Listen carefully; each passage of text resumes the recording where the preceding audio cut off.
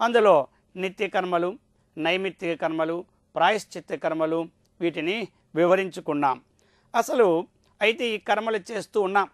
ప్రశ్న ఒకటి వస్తుంది ఇక్కడ, ఎంతవరకు ఈ కర్మలు చేయాలి అనే ప్రశ్న కొంతమంది అడుగుతారు. కర్మలు అనేది ఎంతవరకు చేయాలి అని చెప్పింది శాస్త్రం. ఈశావాస్యోపనిషత్తు ఉదాహరణం, కుర్వన్నేవేహ కర్మాణి జిజీవిషేచ్ఛతగం సమాహం ఏవం త్వయి నాన్యతే దోస్తి న కర్మ లిప్యతే నరే. నరే ఎప్పుడైతే కుర్వన్నేవేహ కర్మాణి చెప్పినారు, ఎలాగా? జిజీవిషేత్తు శతగం సమాహం, 100 సంవత్సరాలు జీవించాలనే ఎవరికైతే ఇచ్చి ఉంటుందో వారు కుర్వన్నేవేహ కర్మాణి, ఎంతవరకైతే మనం జీవించానుందో అంతవరకు కూడా కర్మలు చేస్తూనే ఉండాలి. అది అన్నమాట. ఏవం త్వయి నాణ్యతే, కాబట్టి నాణ్యత అన్యథా ఇంకొక మార్గము త్వయి నరే నీయందు లేదు అనేసినారు. కాబట్టి ఈ ప్రకారముగా కర్మలు చేస్తూనే ఉండాలి.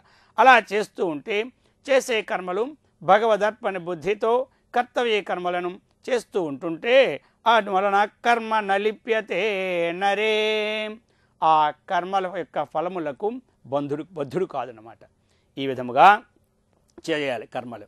అయితే ఇప్పుడు కొంతమంది కర్మలు ఎన్నాళ్ళు చేయాలని అడుగుతారు, కానీ భోజనం ఎంతవరకు చేయాలని ఎవరిని అడుగుతారా? ఎప్పుడైతే అన్నప్రాసన ప్రారంభమైనదో అంత్యం వరకు భోజనం చేస్తూనే ఉంటాము కదా. ఆ విధముగానే ఎప్పుడైతే మనము జ్ఞానోదయం అయిన తర్వాత కర్మను ప్రారంభించినామో అప్పటి నుంచి కూడా ఆ యొక్క కర్మలు చేస్తూనే ఉండాలి. కర్మణ్యేవాధికారస్తే మా ఫలేషు కదాచన. కదాచన ఒకానొకప్పుడు కూడా నీవు ఎల్లప్పుడూ కర్మని అధికార, కర్మ ఎందే నీకు అధికారము కలదని కృష్ణుడు కూడా అర్జునుడికి చెప్పినాడు. అయితే మా ఫలేషు కదాచన, ఒకానొక సమయంలో కూడా ఆ ఫలముల యందు ఆశ లేకుండా ఉండుము, ఫలములను కోరకమని చెప్పినారు. కాబట్టి ఫలమును కోరితే ఒకటే లాభం, ఫలమును కోరకుండా ఉంటే 2 లాభాలు అన్నమాట. అందుకని మనము కోరికతో కర్మ చేస్తే ఒకటే ప్రయోజనము, కోరిక లేకుండా కర్మ చేస్తే 2 ప్రయోజనములు.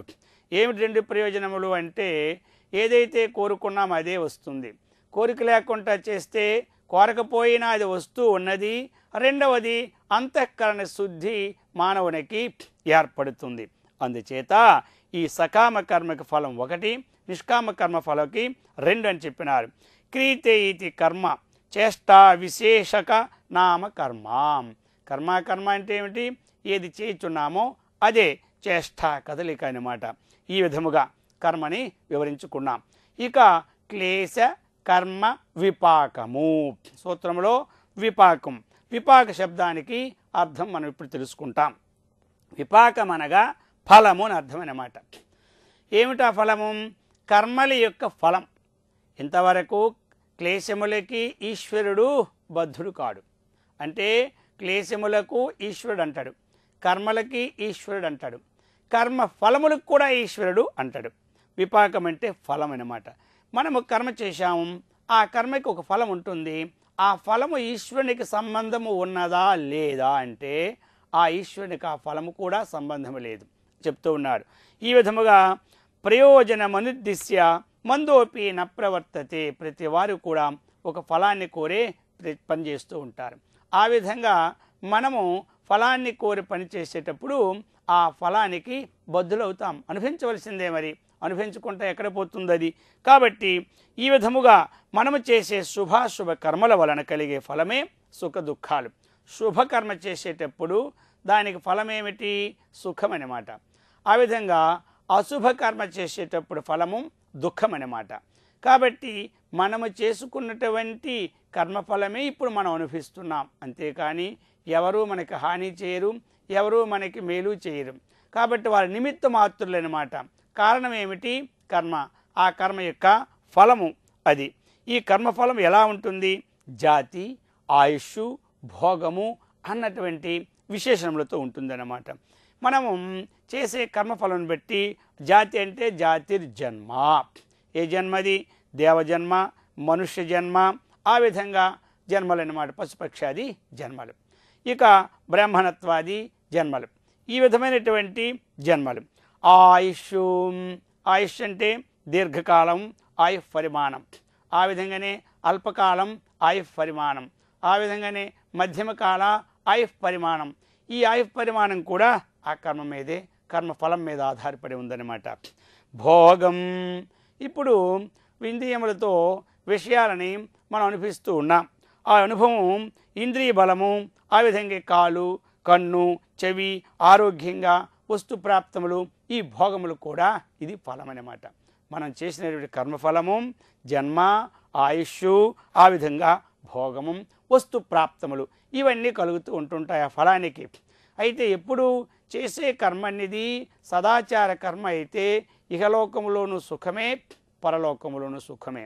కాబట్టి చెప్తూ ఉన్నారు, వర్ణాశ్రమాశ్చ స్వకర్మనిష్టాః ప్రేత్య కర్మఫలమనుభూయ తతశేషేణ విశిష్ట దేశ జాతి కులరూపాయం శ్రుత విత్త వృత్త సుఖమేధసో జన్మ ప్రతిపద్యంతే అని మనకి గౌతమ స్మృతి కూడా చెబుతూ ఉన్నదనమాట.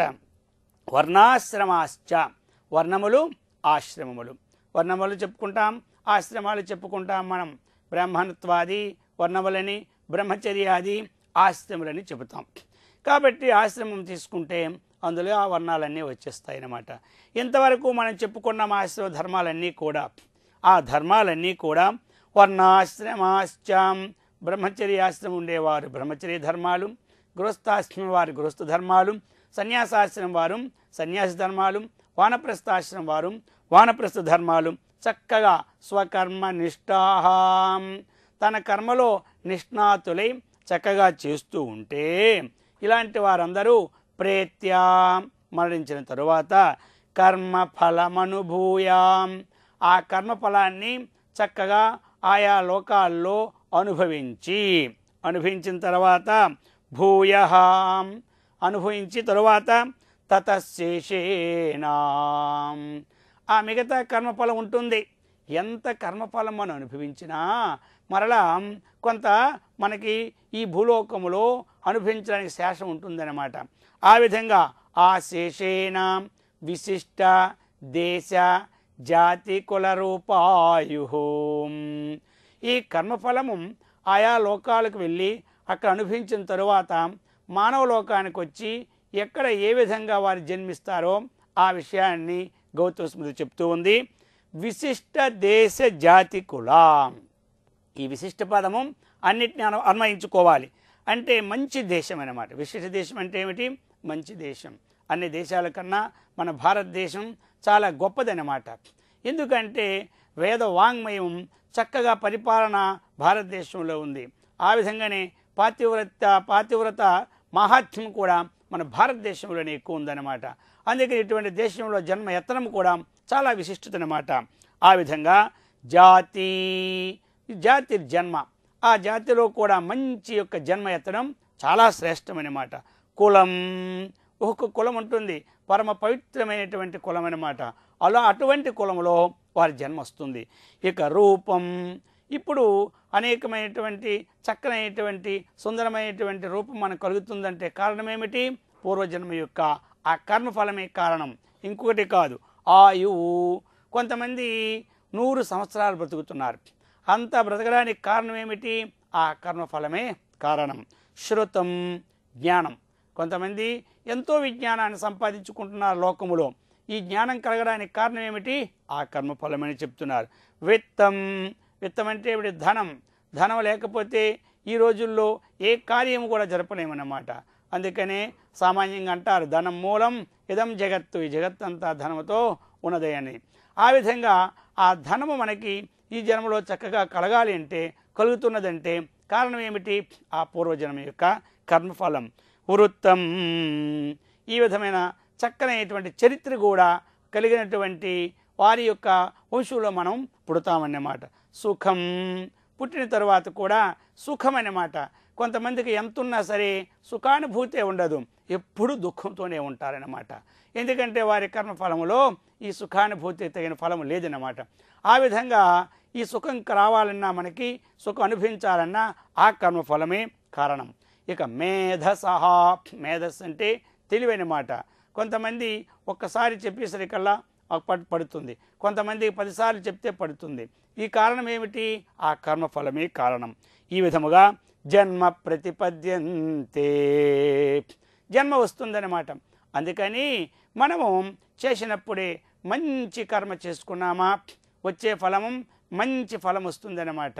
శుచీనాం శ్రీమతాంగేహే యోగభ్రష్టోభిజాయతే అథవా యోగినామేవ కులే భవతి ధీమతామని భగవద్గీత కూడా చెప్పింది. ప్రాప్య పుణ్యకృతాం లోకాన్ ఉషిత్వా శాశ్వతీ సమాహ, మనం చేసేటువంటి కర్మఫలము ఆయా స్వర్గలోకాలకు వెళ్ళి అక్కడి నుంచి క్షీణే పుణ్యే మత్స్యలోకానికి వచ్చి శుచివంతులు శ్రీమంతులు వారి ఎండ్లలో తప్పక జన్మిస్తారని చెప్పినారు. ఎలా అంటే అక్కడ మనకి పుణ్యం ఉందనుకోండి, ఆ పుణ్యం ఇక్కడ మళ్ళీ వచ్చినప్పుడు కూడా పుణ్యవంతుల ఇంట్లో ఎందుకు పుడతామంటే, ఇప్పుడు ఒక పూర్వం ఏమిటంటే మట్టి కుండలు ఉన్నాయి, ఆ మట్టి కుండల్లో వేస్తారు ఏమి నూనె. ఆ నూనె అంతా కూడా వినియోగించేసినా, గోడకి చేరబెట్టినా లేకపోతే కింద పెట్టినా ఆ కుండకి కొంచెం కానీ నూనె అంటుకొనే ఉంటుందన్నమాట.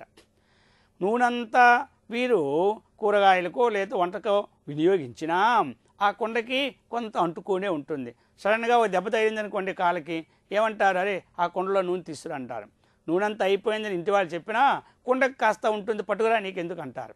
అంటే ఏమిటి? ఆ కుండకి నూనె ఎలాగైతే అంటుకొని ఉంటుందో ఆ విధముగా ఇక్కడ పుణ్యం చేసిన వారు దేవలోకాలు వెళ్ళి ఆ పుణ్యం అనుభవించినా ఆ జీవికి ఆ పుణ్యం అనేటువంటి ఆ ఫలం ఇంకా అంటుకొనే ఉంటుంది కొంత. అందుకనే వారి జన్మకు వచ్చిన తర్వాత పుణ్యవంతుల ఇంట్లో పుడుతున్నారు. దీన్నే శంకరాచార్యుల వారు బాండానుసారి పాకవత్ అన్నారు. కాబట్టి ఈ యొక్క విపాకమైనటువంటి ఫలానికి కూడా ఈశ్వరుడు అంటాడు. అటువంటి అంటనటువంటి స్థితిని మనకి ఆ యొక్క మహర్షుల వారిచ్చి సదా రక్షించెదరుగాక. ఓం శాంతి శాంతి శాంతి. హరి ఓం తత్సత్. ఓం.